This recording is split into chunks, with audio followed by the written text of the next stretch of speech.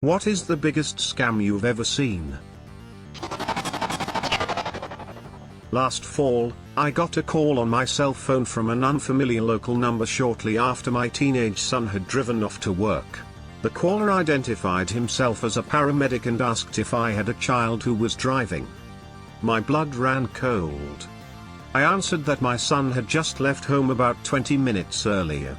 He asked what kind of vehicle my son was driving, and I told him. He conferred with someone else, and then came back on the line to tell me that my son had been pulling out of a gas station and hit a young man on a motorcycle. I asked if my son was hurt, and he said no, just shaken up, but the motorcyclist was in bad shape. I had an idea in my mind of where the accident had taken place, based on my son's normal route to work.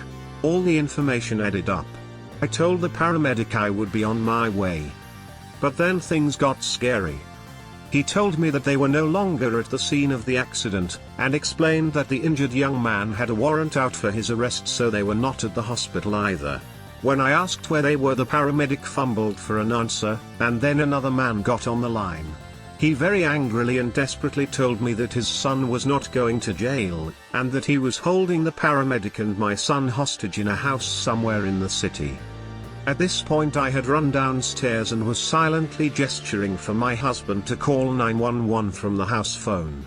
He complied but had no idea what he needed to tell them, so he stalled until I could quickly explain what was going on. The man on my call was getting increasingly agitated. He demanded that I drop off a large sum of money at a certain location, and then he would release my son. I asked him to hold on a minute while I talked to my husband.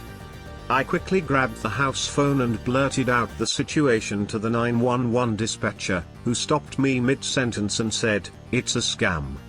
My jaw dropped. What? It's a scam. Call your son. I'm sure he's fine. I ended the call and immediately called my son's phone. He picked up. "Honey, where are you?" I'm at work." "And you're okay?" "Yeah. What's going on?" I gave him a quick explanation and let him get back to work. I was flooded with relief, but now I was furious. There really wasn't any resolution. The guy had hung up when I put him on hold, and then tried calling me back. I didn't pick up. I called our police department and explained what happened. They said there was nothing they could do to catch the guy, and that this happened far more often than you'd imagine. In hindsight, I realized I had fed the paramedic details without realizing it. When I mentioned my son was driving, he confirmed that the driver was a teenage male.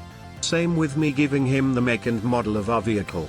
That, coupled with the fact that it was likely that he did stop at a particular gas station on his way to work, and was a relatively new driver, and could easily have not seen a motorcyclist while he was pulling out, well, you might have believed it all, too. A couple we knew had just been posted to the city we were in then. The wife was 9 months pregnant. They visited an OB-GYN for a routine checkup to have a heads up when the child would be due. The doctor asked them to get an ultrasound done downstairs at the same clinic. After it was done, the doctor saw the report and immediately in a stern voice said, "The baby's head has some problem. A serious issue. I don't know how the doctor at your previous place didn't see it. We have to do an emergency C-section now." She ordered a nurse in and told the wife to get admitted and told the husband to pack a bag and come. The couple looked at her baffled and in panic.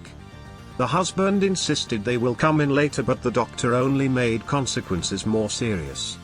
But being a soldier and knowing the military hospitals, MH, efficiency, the husband didn't listen to her. The couple came to MH and had an ultrasound done in the evening. The gynecologist, a major, said there was no problem in the ultrasound. To make them tension-free, he suggested to get another opinion of any other doctor they want. Turns out he was right. She delivered a healthy baby boy 18 days later. Normal delivery. Shocked, right? There are numerous maternity hospitals who use this technique to scare people to get a C-section done, which has more profit than a normal delivery. The reasons that they give are sometimes genuine, but you should always take a second opinion when in doubt. There is nothing so urgent in a delivery, if no proper explanation is given, that you can't spare an hour more for a second opinion. Unless obviously the water has broken, she has pain or has high BP. Please beware. One morning a couple of months ago, one of my employees called me in tears. She said that she had an emergency and she and her husband must urgently leave the job and drive to LA.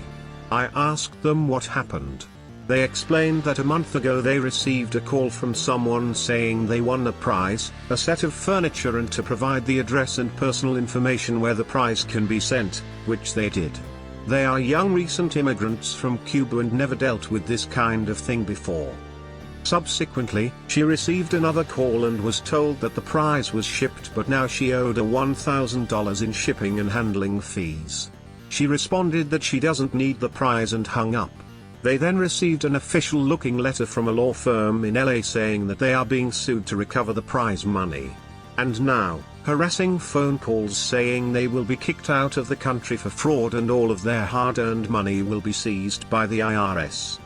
That morning the attorney from LA called and said that they must urgently come up with the money or appear for a deposition. They were hyperventilating and crying. Even after I explained to them that it's a scam, they wouldn't calm down for the longest time. I showed them that a generic office building is located at that address, not a law firm. That a lawyer with that name is not licensed in California or anywhere. And I called back the number they provided, which was disconnected. I don't know if this is the biggest scam, but to prey on new immigrants who don't know anything and are very vulnerable, is the lowest of the low. Same kind of people were calling my elderly mother with similar offers and messages. Makes my blood boil.